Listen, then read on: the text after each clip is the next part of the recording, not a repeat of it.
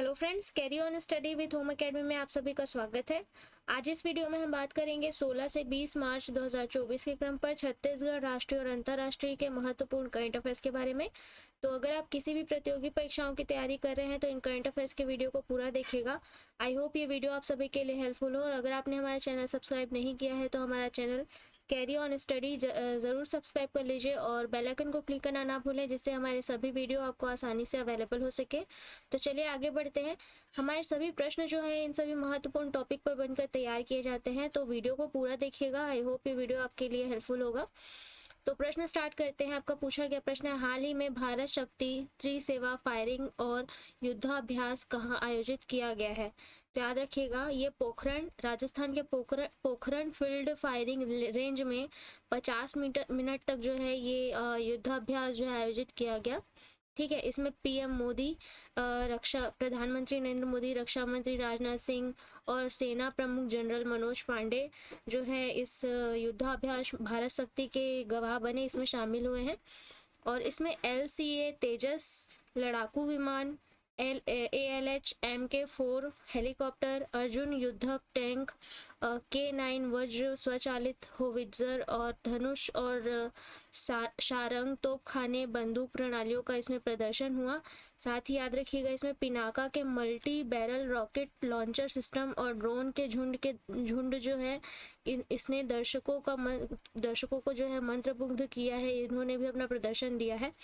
ठीक है, और याद रखिएगा, ये जो भारत शक्ति युद्धाभ्यास है ये इतने बड़े पैमाने पर अपनी तरह का पहला अभ्यास है ये। ठीक है, तो चलिए आगे बढ़ते हैं। इतना फैक्ट आप याद रख लीजिएगा इस प्रश्न से। आगे बढ़ते हैं। अगला प्रश्न आपको दिया गया, हाल ही में छत्तीसगढ़ में सरकारी कर्मचारियों का DA कितना फीसदी बढ़ा है? तो याद रखिएगा 4% बढ़ाया गया है। ठीक है, महंगाई भत्ता विस्तार पर बात करेंगे। मुख्यमंत्री विष्णुदेव साय ने महंगाई भत्ते में वृद्धि की घोषणा करते हुए राज्य के कर्मचारियों को 7वें वेतनमान में 4% और पेंशनरों के महंगाई राहत में 4% की वृद्धि करने का निर्णय लिया है। इसके फलस्वरूप इसकी दर 7वें वेतनमान में 42% से बढ़कर जो है 46% तथा 6वें वेतनमान में 230% हो जाएगी। ठीक है, इससे राज्य के 3,90,000 कर्मचारी और 1,20,000 पेंशनर लाभान्वित होंगे।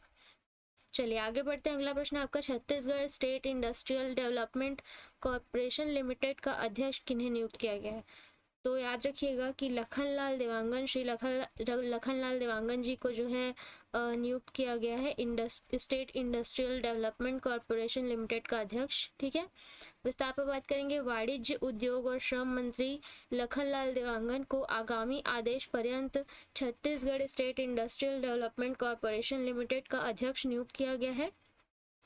इसका आदेश जो है प्रदेश के वाणिज्य एवं उद्योग विभाग मंत्रालय महानदी भवन नवा रायपुर द्वारा जारी किया गया था। ठीक है, अगला प्रश्न है आपका, राज्य के स्वामी विवेकानंद एयरपोर्ट ने सर्विस क्वालिटी के क्षेत्र में कौन सा स्थान प्राप्त किया है? तो याद रखिएगा 5वां स्थान जो है प्राप्त किया है स्वामी विवेकानंद एयरपोर्ट रायपुर ने। ठीक है,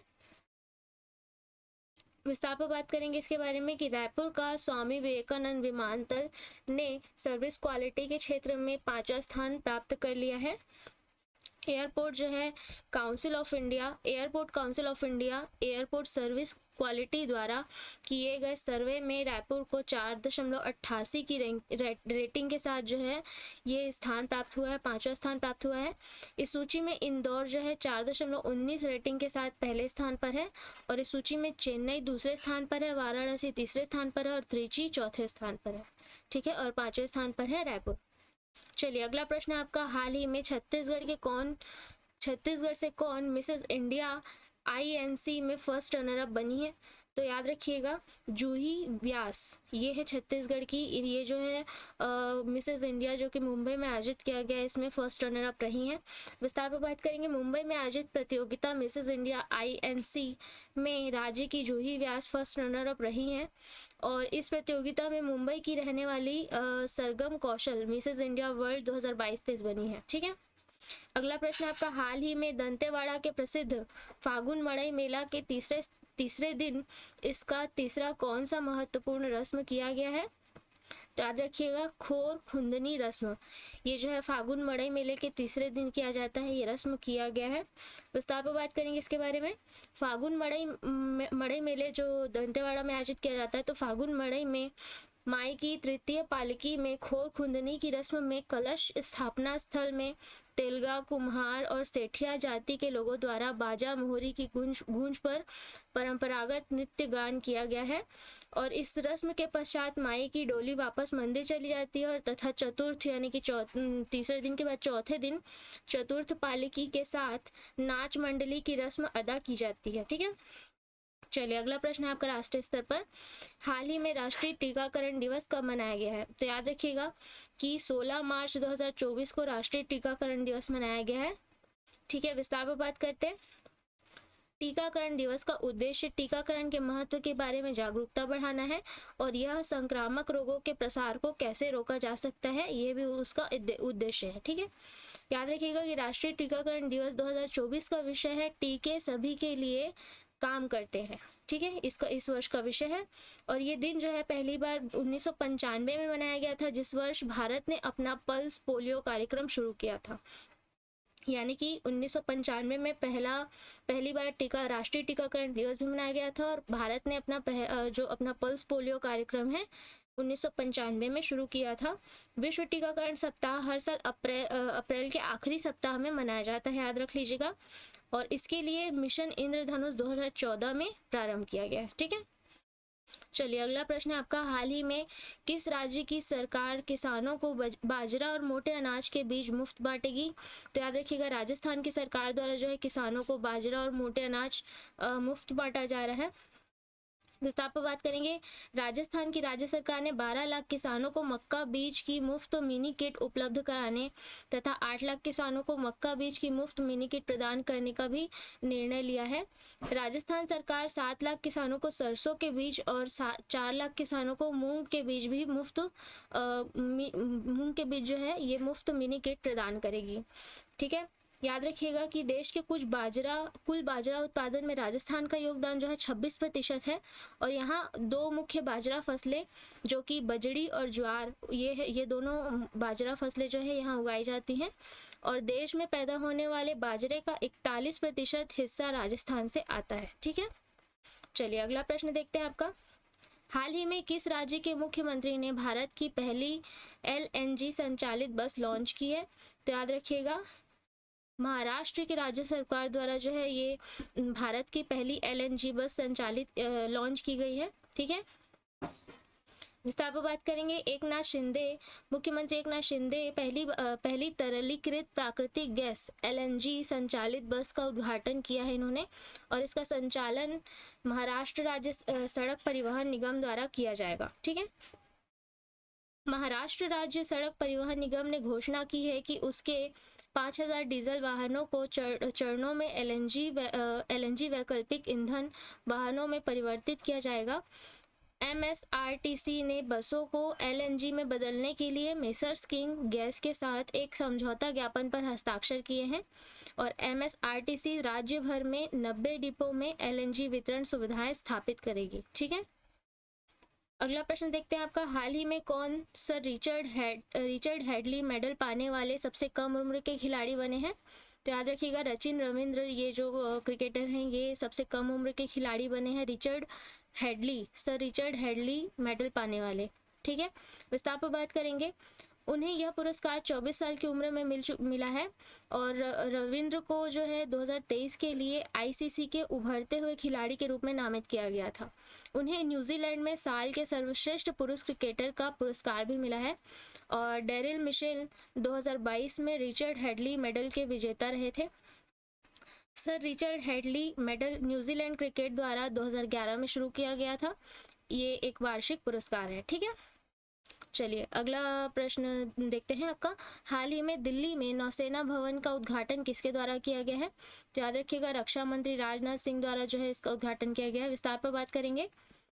यह दिल्ली छावनी में भारतीय नौसेना का नया अत्याधुनिक मुख्यालय है। नौसेना ने अपना पहला स्वतंत्र मुख्यालय दिल्ली में स्थापित किया है।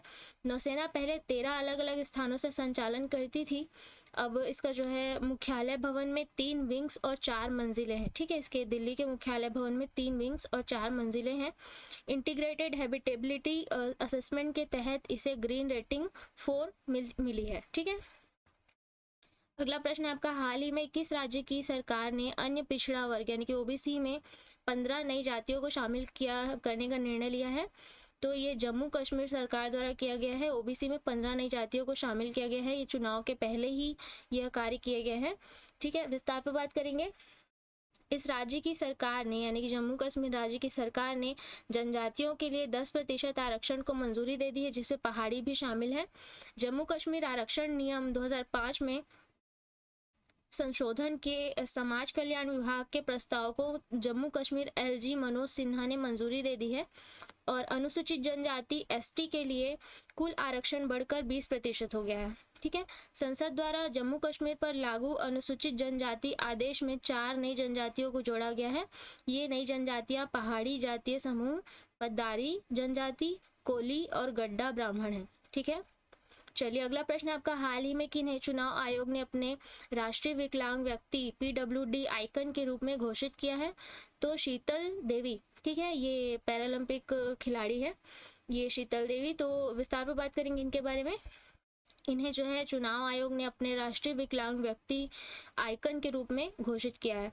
उनका नाम जो है भारतीय बधिर क्रिकेट एसोसिएशन टीम और दिल्ली और जिला क्रिकेट एसोसिएशन टीम के बीच एक प्रदर्शनी क्रिकेट मैच में घोषित किया गया था। यह मैच मतदाता शिक्षा और समावेशिता को बढ़ावा देने हेतु चुनाव आयोग द्वारा दिल्ली में आयोजित किया गया था। ठीक है, शीतल देवी पैरा तीरंदाज और अर्जुन पुरस्कार विजेता हैं। उन्हें जो है अर्जुन पुरस्कार जो है 9 जनवरी 2024 को प्रदान किया गया था। ठीक है, अगला प्रश्न आपका, 15 मार्च को पेट्रोलियम मंत्री हरदीप सिंह पुरी ने कहाँ इथेनॉल 100 ऑटोमोटिव ईंधन लॉन्च किया है? तो नई दिल्ली में जो है लॉन्च किया है हरदीप सिंह पुरी ने इसे इथेनॉल 100 को। ठीक है, विस्तार पर बात करेंगे। इस पहल के तहत 5 राज्यों महाराष्ट्र, कर्नाटक, उत्तर प्रदेश, नई दिल्ली और तमिलनाडु में चुनिंदा 183 खुदरा पेट्रोल दुकानों पर इथेनॉल 100 की उपलब्धता तैयार है।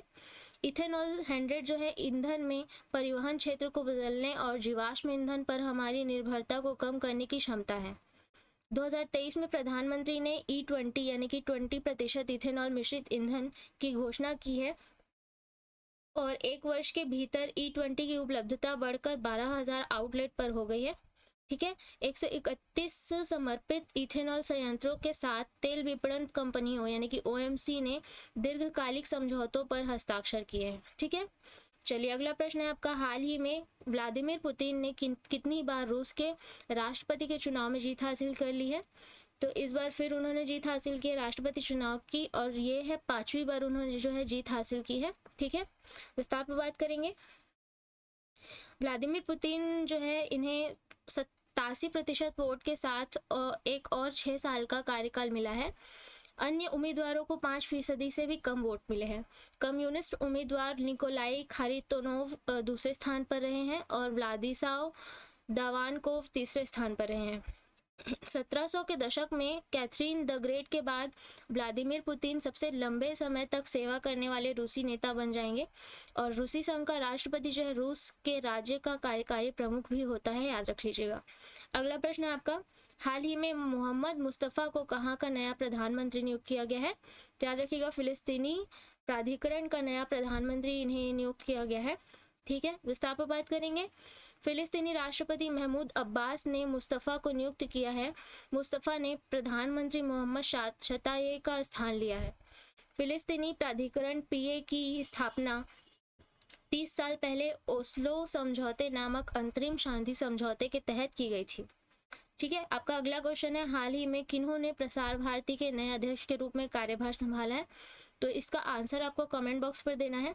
और साथ ही मैं बताना चाहूँगी कि हमारे एकेडमी में भी क्लासेस अवेलेबल हैं, PSC pre, Vyapam, mains, CG TET, teacher, hostel warden. तो अगर आप किसी भी क्लासेस या जानकारी चाहते हैं किसी भी चीज़ के लिए तो दिए गए कॉन्टैक्ट नंबर पर कॉन्टैक्ट कर सकते हैं या विजिट कर सकते हैं दिए गए एड्रेस पे। तो आज की वीडियो में इतना ही। अगर आपको वीडियो अच्छी लगी हो तो वीडियो को लाइक और शेयर ज़रूर करें और चैनल को सब्सक्राइब करना ना भूलें और बेल आइकन को क्लिक करना ना भूलें। तो अगले वीडियो मिलेंगे, तब तक के लिए धन्यवाद। पढ़ते रहिए, सीखते रहिए।